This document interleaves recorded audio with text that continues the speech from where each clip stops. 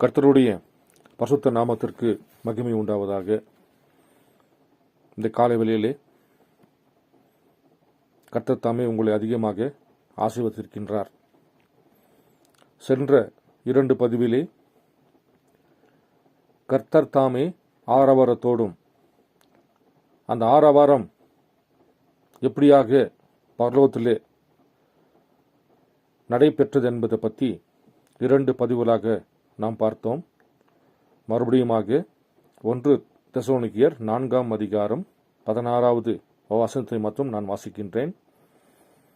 ஏனெனில் கர்த்தர் தாமே ஆரவாரத்தோடும் பிரதான தூதனுடைய சத்தத்தோடும் தேவ எக்காலத்தோடும் வானத்திலிருந்து இறங்கி வருவார். அப்பொழுது கிறிஸ்துவுக்குள் மரித்தவர்கள் முதலாவது எழுந்திருப்பார்கள் என்று வேதத்தில் சொல்லப்பட்டிருக்கிறது.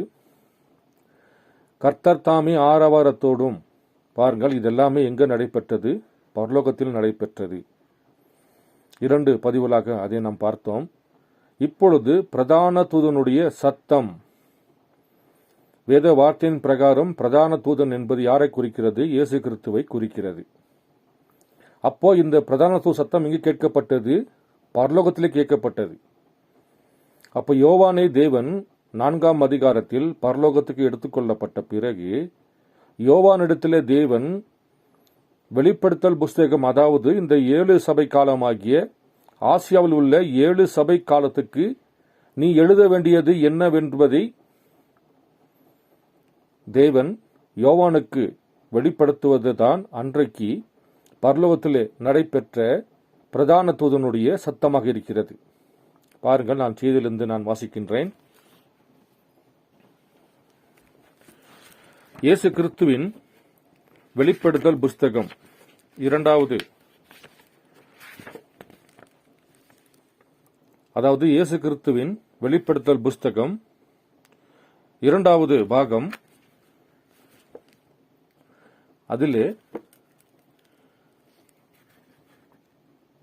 வெளிப்படுத்தின விசேஷம் 4 அதிகாரம் 1வது பாகத்திலே டிசம்பர் மாதம் 31ஆம் தேதி 1960வது ஆண்டிலே கொடுக்கப்பட்டது. அதாவது முத்திரைகள் உடைப்பதற்கு முன்பாக 1960லே கொடுக்கப்பட்ட இந்த செய்தியில 147வது பேரா முதல் நான் வாசிக்கின்றேன். அதாவது the revelation of Jesus Christ second part, second வால்யூமில் 147வது பேரா, அதாவது 4th சாப்டர் 4 அதிகாரத்தில் 1வது பாகம், அதில் 147வது பேராவை நான் வாசிக்கிறேன். வெளிப்படுத்தின விசேஷம் 4 அதிகாரம் 2ஆம் வசனத்தில் அவன் எடுத்துக்கொள்ளப்பட்டான்.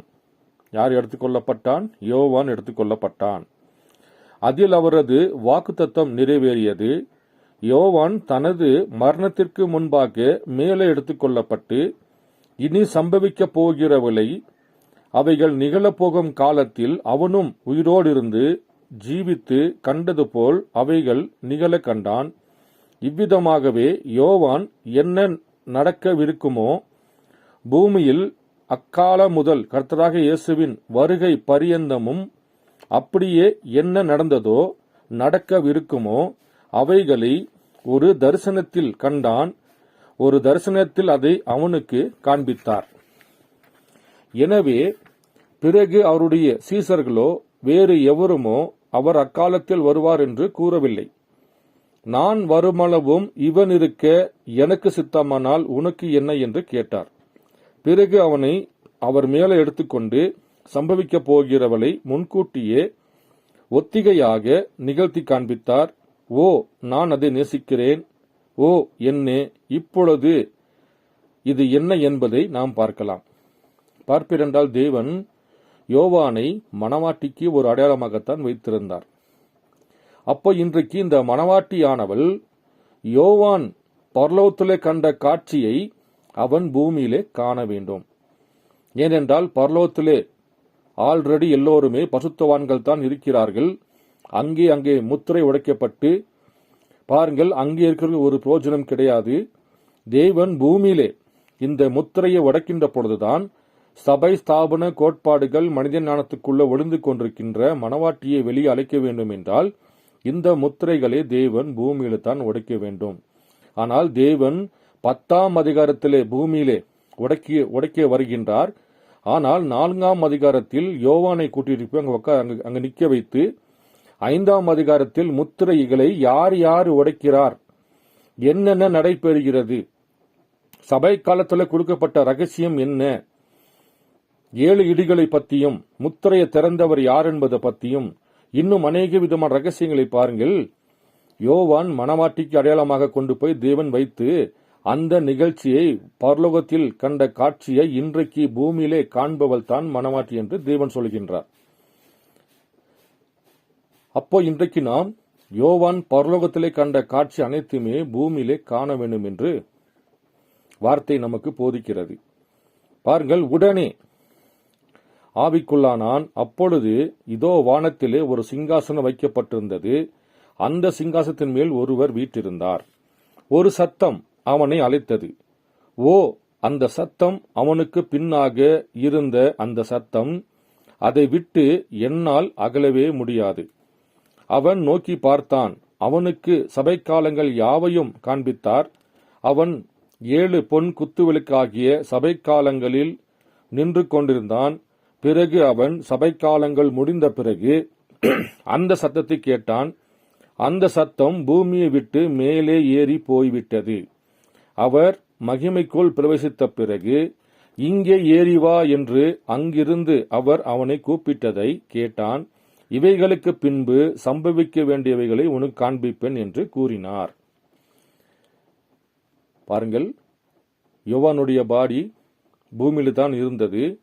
ஆனால் யோவான் மணவாட்டிக்கு அடையாளமாக இருப்பதனாலே தேவன் தான் முன்குறிக்கப்பட்ட பிள்ளைகளுக்கு இந்த விலையேறப்பட்ட ரகசியங்களை வெளிப்படுத்துவதனால பாருங்கள், தேவன் யோவானை கொண்டு போய் பரலோகத்தில் வைக்கின்றார்.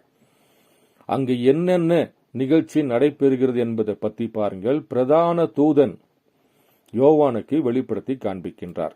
பாருங்கள், அந்த சத்தம் இன்றிரவு நாம் அந்த சத்தத்தை பற்றி பேசுவோமாக. சில வேத வாக்கியங்களை நான் இங்கு எழுதி வைத்திருக்கின்றேன். நாம் 1 தெசலோனிக்கேயர் 4ஆம் அதிகாரத்துக்கு போவோம். இந்த சத்தம் என்ன கூற போகிறது என்பதை கவனிப்போம். இப்போதான் நாம் வாசித்தோம் பிரதான சத்தம். இது எங்கே சத்தம் முழங்கப்பட்டது? பரலோகத்திலே முழங்கப்படுகிறது. கர்த்தர் தாமே ஆரவாரத்தோடும் பிரதான தூதனுடைய சத்தத்தோடும். அப்போ இந்த பரலோகத்திலே பிரதான தூதனாகிய இயேசு கிறிஸ்து எந்த சத்தத்தை அங்கே முழங்கினார் என்பதை பற்றி நாம் பார்க்கலாம். நாம் 1 தெசலோனிக்கேயர் 4ஆம் அதிகாரத்துக்கு திருப்புவோம். இந்த சத்தம் என்ன கூற போகிறது என்பதை கவனிப்போம். அதை படிக்கும் முன்னரே அது என்ன கூற போகிறது என்பதை நாம் யாவரும் அறிந்திருக்கிறோம் அல்லவா? என்ன சம்பவிக்கப் போகிறது என்பதை நாம் அறிவோம். தேவ எக்காலம் தொனிக்கும், அப்பொழுது கிறிஸ்துவுக்குள் மரித்தவர்கள் முதலாவது எழுந்திருப்பார்கள். அப்படித்தானே? 1 தெசலோனிக்கேயர் 4ஆம் அதிகாரம் 16, 17 ஆகிய வசனங்களை படிப்போம். அந்த சத்தம் கிறிஸ்துவின் சத்தமாகும். பாருங்கள், பிரதான தூதன் சத்தம் என்பது அது கிறிஸ்துவின் சத்தமாகும். அப்ப சத்தம் என்பது என்ன? தேவன் யோவானுக்கிட்டே நடக்க போகிற காரியங்களை அங்கே வெளிப்படுத்தி காண்பிப்பதுதான் சத்தமாக இருக்கிறது. அது சரிதானே? இது கிறிஸ்துவின் சத்தம். தேவ எக்காலத்தோடும் அப்பொழுது கிறிஸ்துவுக்குள் மரித்தவர்கள் முதலாவது எழுந்திருப்பார்கள். பின்பு உயிரோடுக்கிற நாமும் கர்த்தருக்கு எதிர்கொண்டு போக அவர்களோடு ஆகாயத்தில் எடுத்துக்கொள்ளப்பட்டு இவ்விதமாய் எப்பொழுதும் கர்த்தர் கூட இருப்போம் என்று 1 தெசலோனிக்கேயர் 16, 17 சொல்லுகிறது. யோவானை மேலே ஏறி வரும்படி அழைத்த அதே சத்தம்தான் ஒரு நாளில் சபையை அழைத்திடும். ஆமேன், சபையை அழைத்திடும். பாருங்கள், இது 1960 முத்திரைகள் உடைப்பதற்கு முன்பாக அந்த சத்தம் மறுபடியுமாக பூமிக்கு வந்து அழைத்திடும் என்று அவர் பேசுகின்றார். அப்போ 1963 தான் பாருங்கள் முத்திரை திறக்கப்படுகிறது. ஆனால் 1960 பாருங்கள் இவர் போதிக்கின்ற பொழுது யோவானை கூப்பிட்ட அதே சத்தம் தான் மறுபடியுமாக பாருங்கள் பூமியில் இருக்கிற மணவாட்டியை அழைத்திடும் என்று அவர் நமக்கு தெள்ள தெளிவாக போதிக்கின்றார். அப்போ இதை யோவான் வானத்திலே, அதாவது பரலோகத்திலே கண்ட காட்சி என்ன? அந்த சத்தம் இயேசு கிறிஸ்து சத்தமாக இருந்துச்சே, அவர் யோவானிடத்திலே எதை பற்றி பேசினார் என்பதை பற்றி நாம் பார்க்கலாம். மேலே ஏறி வரும்படி அழைத்த அதே சத்தம் தான் பசுத்த லாசரையும் கல்லறை விட்டு எழுந்து வரும்படி அழைத்தது. அப்ப முதல் வரிகளே தேவன் பிரதான தூதன் சத்தமாகிய இயேசு கிறிஸ்துவாக நின்று கொண்டு லாசருவை வெளியே வரும்படி அழைத்த சத்தமும் பிரதான தூதனுடைய சத்தம்தான். யோவானை மேலே வரும்படி அழைக்கப்பட்ட சத்தமும் அது பிரதான தூதனுடைய சத்தம்தான். அதே போல சபையை அழைத்திடும் பொழுதும் அதே பிரதான தூதன் சத்தம்தான் பூமிக்கு முத்திரையை திறந்து கொடுத்து மணவாட்டியை தேவன் அழைக்கிற அதே சத்தமும் பிரதான தூதனாகிய அது இயேசு கிறிஸ்துவ சத்தமாக இருக்கிறது. பாருங்கள், அதுதான் பிரதான தூதனுடைய சத்தம். லாசருவை வெளியே என்று கூப்பிட்ட சத்தம், யோவானை மேலே ஏறிவா என்று கூப்பிட்ட சத்தம், அதே போல கடைசி நாட்களிலே முத்திரையை உடைக்கின்ற பொழுது மணவாட்டியை மேலே ஏறிவா என்று கூப்பிட்ட சத்தமும் அது பிரதான சத்தமாகிய அது இயேசு கிறிஸ்துவனுடைய சத்தமாக இருக்கிறது. பாருங்கள், அதுதான் பிரதான தூதனுடைய சத்தமாம். கிறிஸ்துவே பிரதான தூதனுடைய சத்தம் ஆவார். அப்ப அங்கு ஆரவாரம் நடைபெறுகிறது. சிங்கத்தை கூப்பிடுகிறார்கள். தேவன் சாபனாத்து பனேகாவாக, யோசேப்பா இருந்தவர் எப்படி மீட்பர் என சொல்லக்கூடிய சாபனாத்து பனேகாவாக வந்து முத்திரையை அங்கு திறக்கின்றார். அங்கே அவருக்கு சவரம் செய்யப்படுகிறது, ஆடைகள் மாற்றப்படுகிறது, முடி வெட்டப்படுகிறது. இதுதான் நசரேனுடைய விரதம். யூதனுக்குள்ள இருக்கின்ற பொழுது யோசேப்பாக இருந்தார். புறஜாதிக்குள்ள வருகின்ற பொழுது அந்த ரகசியங்களை வெளிப்படுத்துகின்ற பொழுது அவர் அங்கே நசரேனுடைய விரதம் உடைக்கப்பட்டு புதிய நாமத்தில் வெளிப்படுகிறார். அதே போல பாருங்கள், இயேசு கிறிஸ்து மரித்து உயிர்த்தெழுந்த பிறகு அங்கே நசரேனுடைய விரதம் உடைக்கப்பட்ட பிறகு அவர் எம்மாவூர் செல்கின்றார். அங்கே அவர்களுக்கு இவர்தான் கிறிஸ்து என்று அடையாளம் காண முடியவில்லை. மதலேனா மரியாள்கிட்ட தேவன் தோட்டக்காரனாக காட்சி தருகின்றார். ஆனால் மதலேனா மரியாளுக்கோ இவர்தான் தேவன் என்று தெரியாமல் அவர் பேசுகின்ற அந்த வார்த்தை நிமித்தமாக அவரையே அறியாமல் ரபுனி என்று கூப்பிடுகிறார். எப்படி மதலேனா மரியாள் ஒரு தோட்டக்காரனை பார்த்து போதகர் என்று கூப்பிட முடியும்? பாருங்கள், சத்தம் இயேசு கிறிஸ்து சத்தமாக இருந்தது. ஆனால் உருவம் பாருங்கள் தோட்டக்காரனை போல இருந்தது. ஆனால் அவளுடைய ஆவி அந்த சத்தத்தை கேட்டவுடனே ரபுனி போதகரை என்று அழைக்கின்றாள். பாருங்கள், சாபனாத்து பனேகாவாகத்தான் சிங்கமாக வர வேண்டிய அவர் சாபனாத்து பனேகாவாக நின்று கொண்டு அந்த ஆட்டுக்குட்டி எப்போ அடிக்கப்பட்டது? உலக தோற்றத்துக்கு முன்பாக அடிக்கப்பட்டது. அப்போ மூப்பர் சிங்கம் வருகிற சொல்கின்ற பொழுது யோவான் நின்று கொண்டிருக்கின்றார். சிங்கம் வராமல் அங்கே ஆட்டுக்குட்டி, உலக தோற்றத்துக்கு முன்பாக அடிக்கப்பட்ட ஆட்டுக்குட்டி தேவன் தன்னுடைய எண் மார்பியை மாற்றிக்கொண்டு முத்திரையை உடைக்க வருகின்ற பொழுது பாருங்கள், ஆட்டுக்குட்டியை யாருமே வணங்கவில்லை. முத்திரையை கையில் எடுத்தார், ஆட்டுக்குட்டியானவரை வணங்கினார்கள். இப்பொழுது காவில் உள்ள ஆத்மா என்ற செய்தியில 152 151 52 வாசிப்பீர் என்றால் அந்த ஆட்டுக்குட்டியானவர் பிரண்ணாம் தான் என்று செய்தியிலே பேராக்களில் சொல்லப்பட்டிருக்கிறது. ஏனென்றால் எந்த மனிதனும் தீர்க்கதரிசியும் வானத்திலும் பூமியிலும் பசுத்தவான்கள் யாருமே அதை உடைக்க முடியாது. ஆட்டுக்குட்டியானவர் மாத்திரமே உடைக்க முடியும். அப்போ இந்த பூமியிலே பாருங்கள், அந்த ஆட்டுக்குட்டியானவர் 10ஆம் அதிகாரத்தில் பூமியிலே இறங்கி வந்து வலது கால் சமுத்திரத்தின் மேலும் இடது கால் பூமி மேலே வைத்துக் கொண்டு புஸ்தகத்தை திறக்கின்றார். அது செய்தது நானே, அது உடைத்தது நானே என்று பாருங்கள் பரலோகத்திலே ஒரு சத்தம் ஏற்படுகிறது. அப்பொழுது அனைவரும் அந்த ஆட்டுக்குட்டியானவருக்கு முன்பாக தேவரீர் நீ ஒருவரே பார்த்தீர் என்று பாருங்கள். அங்கே ஒரு ஆரவாரம். யோசுவா எரிகோ பட்டணத்தை 7 முறை சுத்தி வந்து பாருங்கள், அவர்கள் ஆர்ப்பரித்தார்கள், கர்த்தரை மகிமைப்படுத்தினார்கள், கர்த்தரை துதித்தார்கள். அந்த துதிப்பதுதான் மகிமைப்படுத்துவதுதான் பாருங்கள் பரலோகத்திலே ஒரு ஆரவாரமாக நடைபெற்றது என்பதை பற்றி நாம் சென்ற 2 பதிவில் பார்த்தோம். அப்படியானால் இன்று இந்த வார்த்தையின் பிரகாரம் பிரதான சத்தம் என்பது பாருங்கள், அது இயேசு கிறிஸ்து சத்தமாக இருக்கிறது, அது சாபனாத்தோடு சத்தமாக இருக்கிறது, அது ஏழையுமோடு சத்தமாக இருக்கிறது. பாருங்கள், அதுதான் பிரதான தூதருடைய சத்தமாம். கிறிஸ்துவே பிரதான தூதனுடைய சத்தம் ஆவார். பிரதான தூதனுடைய சத்தம் பாருங்கள், ஓ கிறிஸ்துவின் எக்கால சத்தம் யோவானை மேலே ஏறி வரும்படி அழைத்தது. அதே சத்தம்தான் லாசருவையும் அழைத்தது. லாசருவின் கல்லறையிலிருந்து கவனித்தீர்களா? அவர் உரத்த சத்தத்தோடு பேசினார். லாசருவே வெளியே வா என்று மெதுவாக பேசவில்லை. அவர் லாசருவே வெளியே வா என்று அதிகாரத்தோடு சத்தமிட்டு அழைத்தார். மரித்தோரிலிருந்து எழுந்து வரும்படி அவனை ஆணையிட்டு அழைத்த சத்தம் அந்த சத்தம். நான் இங்கே இருக்கிறேன் என்று அவன் பதிலளித்தான். அவன் செத்து அவன் சரீரம் நாறி போன பிறகு மரித்தோரிலிருந்து எழுந்து வந்தான். அதே சத்தம்தான் யோவானிடம் இங்கே ஏறி வா என்று அழைத்தது. இவைகளுக்கு பின்பு சம்பைக்கு வைக்க வேண்டியவைகளை உனக்கு காண்பிப்பேன் என்று விளம்பினது.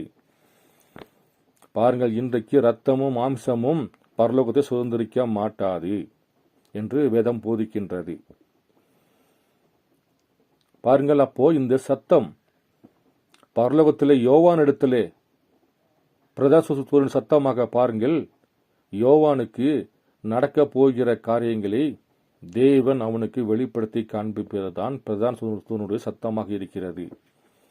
அப்ப இந்த 7 சபை காலம் என்பது என்ன, 7 குத்துவிளக்கு என்பது என்ன, 7 முத்திரைகள் என்பது என்ன, 7 எக்காலங்கள் என்பது என்ன, 7 வாதைகள் என்பது என்ன, 7 கலசங்கள் என்பது என்ன, 7 இடி என்பது என்ன, இது எல்லாத்தையும் பாருங்கள், பிரதான தூதனாகிய இயேசு கிறிஸ்து தான் யோவானுக்கு வெளிப்படுத்தி காண்பிக்கின்றார்.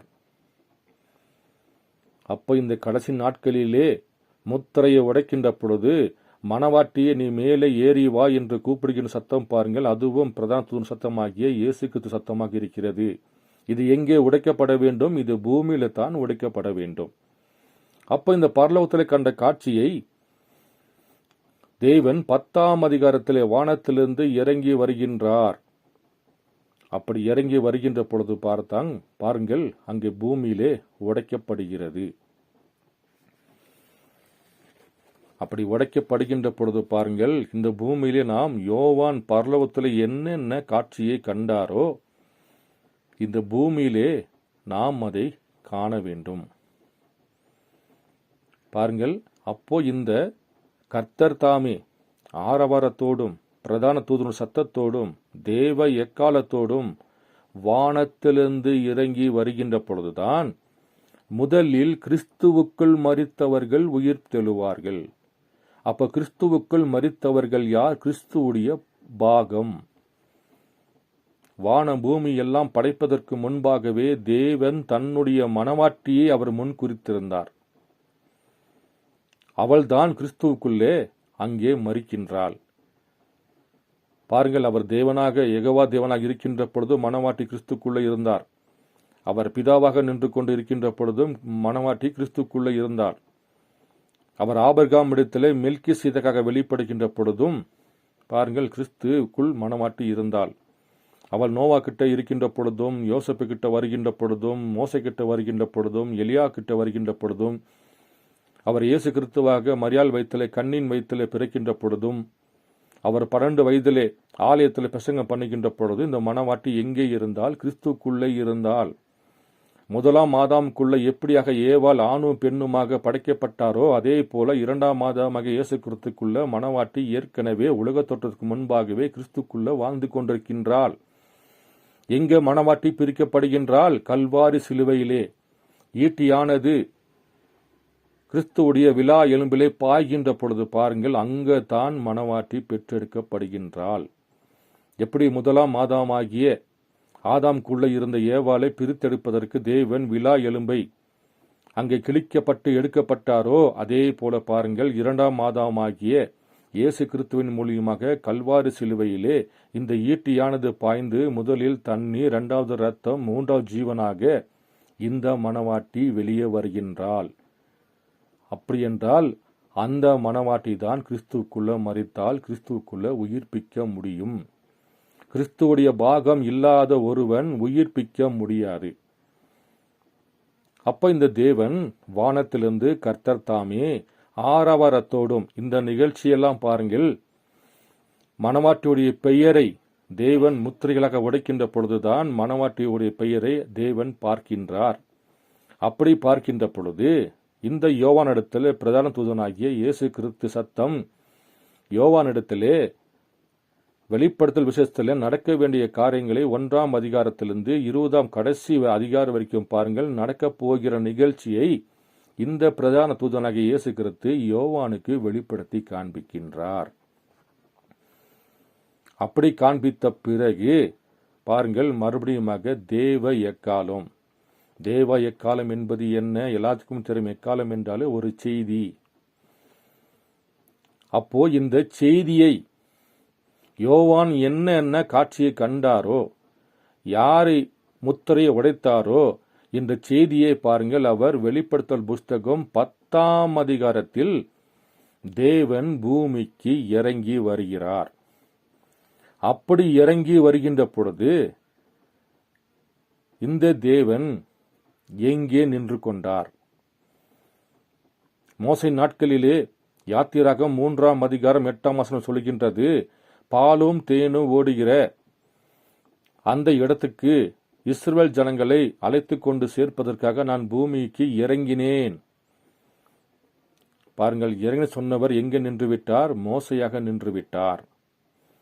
அதே போல இந்த 10ஆம் அதிகாரத்தில் பாருங்கள், வானத்திலிருந்து இறங்கி வருகிற அந்த கிறிஸ்து, அந்த உடன்படிக்கை தூதன், அந்த பிரதான தூதன் பாருங்கள் பூமிக்கு இறங்கி வருகிறார்.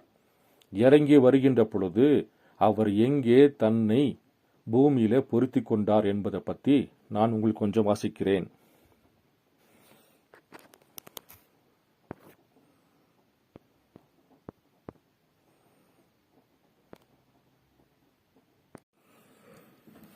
ஏழு சபை காலத்துக்கும் 7 முத்திரைக்கும் இடையே உள்ள பிளவு என்ற செய்தியில 40வது பேரா முதல் நான் கொஞ்சம் வாசிக்கிறேன். அதாவது வருடத்தை நீங்கள் பார்ப்பீர் என்றால்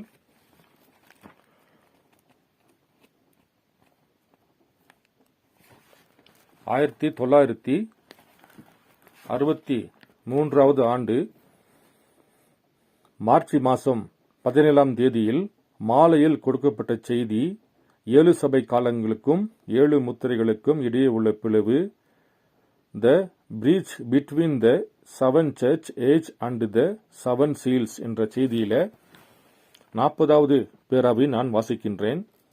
இப்பொழுது நீங்கள் கவனியுங்கள், நான் கதை கட்டி கூறுவதாக எண்ண வேண்டாம். அவையெல்லாம் கர்த்தர் உரைக்கிறதாவது, நான் அதை உங்களுக்கு வேதத்திலிருந்து படித்து காட்டுகின்றேன்.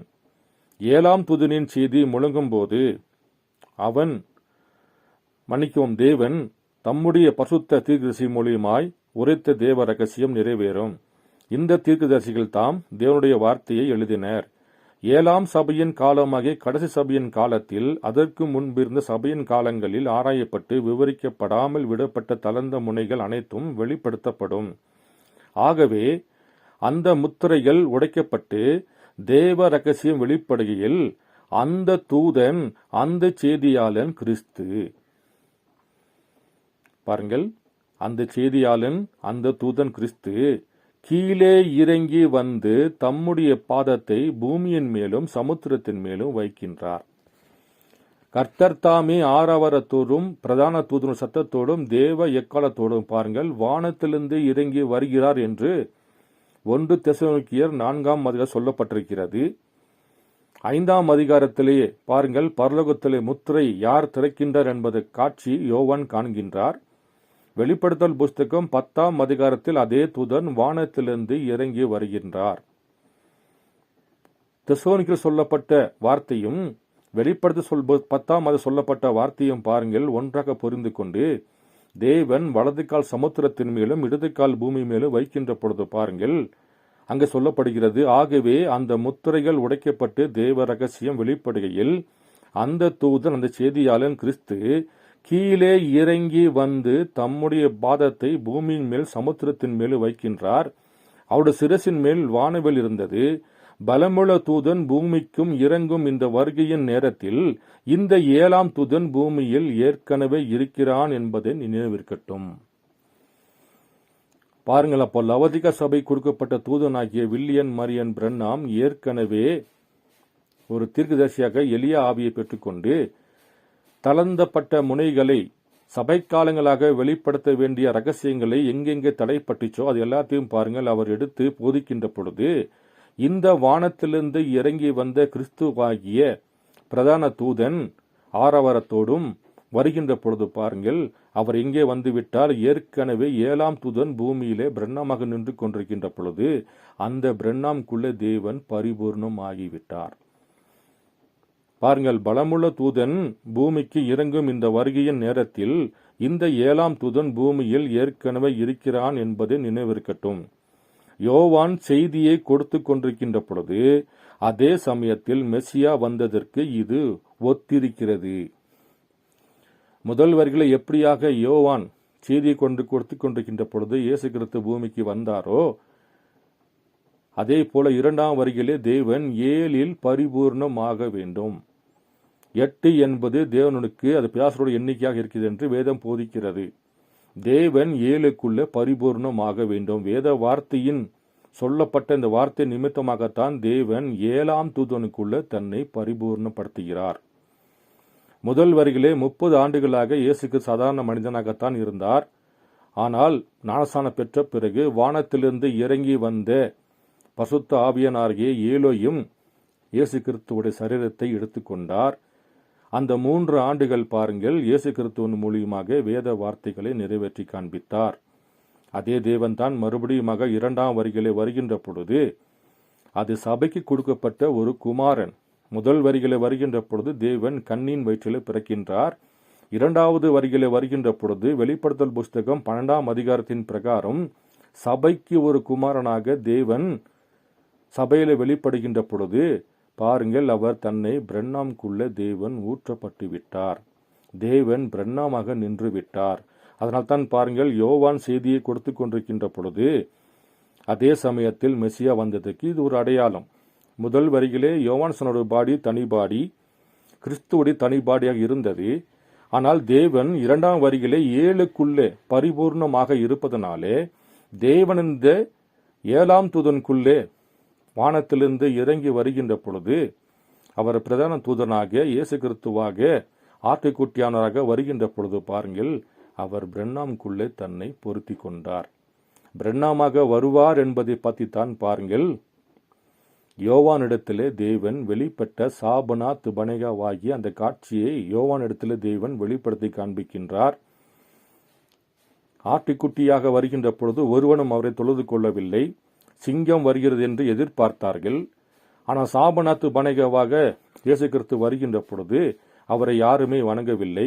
ஆனால் முத்திரையை புஸ்தகத்தை கையில் எடுத்தார், அனைவருமே வணங்கினார்கள். எப்படி யோசேப்பின் நாட்களிலே பார்வோனுடைய முத்திரை மோதத்தை அணிவித்த பிறகு சாபனத்து பனேகா என்று பெயர் சொன்னவனை பாருங்கள், அனைவருமே சாஷ்டாங்கமாக யோசேப்புக்கு முன்பாக முழங்கால் படியிட்டார்கள். எக்காலம் ஊதினது அனைவரும் பாருங்கள், எல்லா முழங்கால்களும் யோசேப்புக்கு முன்பாக முழங்கால் இட்டது. அதே போல பாருங்கள், இந்த முத்திரை ஆட்டுக்குட்டியானவராக வந்து எடுக்கின்ற பொழுது பரலோகமும் பூமியில் இருக்கிற அனைவரும் பாருங்கள் ஆட்டுக்குட்டியானவரை தொழுது கொண்டார்கள். இது பரலோகத்தில் உடைக்கப்பட்டு, இதுக்கு பாருங்கள் அங்கே ஏற்கனவே பரிசுத்தவான்கள் இருக்கிறார்கள். இது பூமியில உடைக்கப்பட வேண்டும். அப்படி பூமியில உடைக்கப்பட வேண்டும் என்பதுதான் தேவன் வானத்திலிருந்து இறங்கி வருகிறார். கர்த்தர் தாமே ஆரவாரத்தோடும் பிரதான தூது சத்தத்தோடும் தேவ எக்காலத்தோடும் பூமிக்கு இறங்கி வருகின்ற பொழுது பாருங்கள், அது 10ஆம் அதிகாரம் வெளிப்படுத்தல் புஸ்தகம் 10ஆம் அதிகாரம். தேவன் வலது கால் சமுத்திரம் புரியாதிக்குள்ளும் இடது கால் பூமி அது இஸ்ரவேலுக்குள்ளும் பாருங்கள் ஒரே சரீரமாக தேவன் பிரண்ணாமாக நின்று கொண்டார். அப்படி நிற்கின்ற பொழுதுதான் கிறிஸ்துவுக்குள் மரித்தவர்கள் முதலாவது உயிர் தெழுவார்கள். உலக தோற்றத்துக்கு முன்பாக தேவன் யாரை யாரை முன்குறித்தாரோ அந்த பிள்ளைகள் மாத்திரமே இந்த இயேசு கிறிஸ்துவாகிய பிரண்ணாம் யார் என்பதை காண முடியும். முதல் வரிகளை பாருங்கள், பரிசேயர் சதுசேயர்கள் எல்லோருமே பாருங்கள் மோசேயின் பிரமாணங்களை கீழ்ப்படிந்து யெகோவா தேவனை வணங்கி கொண்டிருந்தார்கள்.